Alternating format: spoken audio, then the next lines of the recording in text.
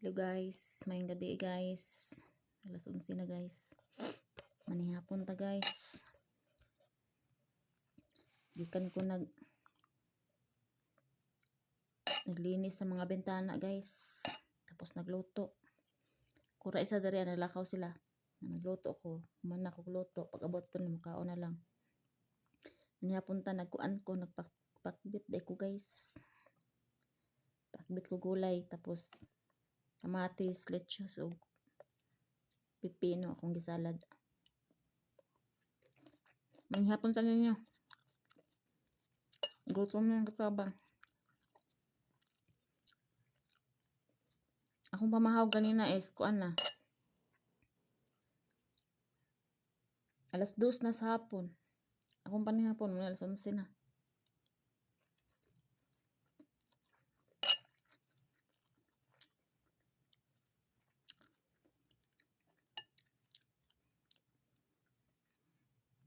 Nandaghan kay tag trabaho, makalimot na tag kaon guys.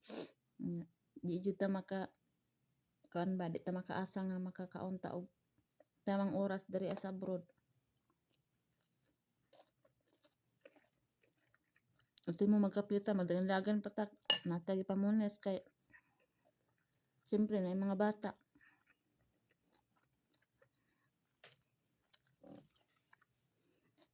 Manihapon tanyo, manihapon.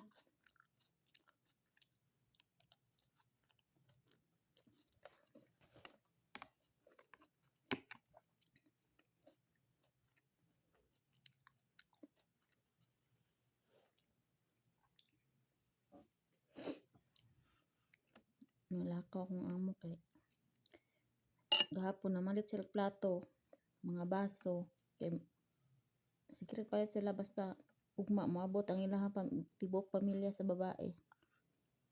Mamalit na sa daghan mga gamit sa kusina.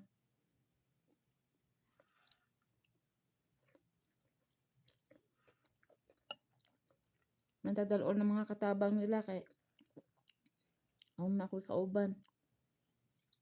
O dili dalaon ako ra jud isa guys, nya pati naghana akong atimanon. Kalintura pa jud ko.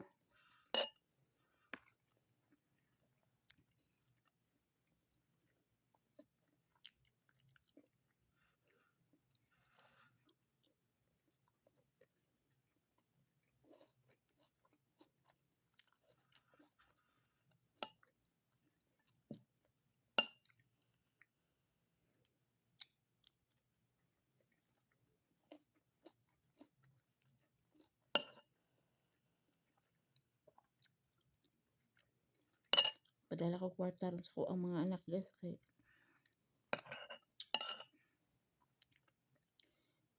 may problema ko ang mga anak guys, nagag-project.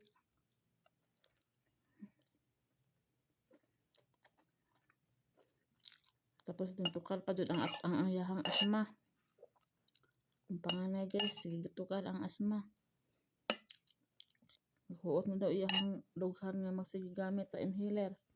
Kisa nakatesting din na og nay anak nga asmahon.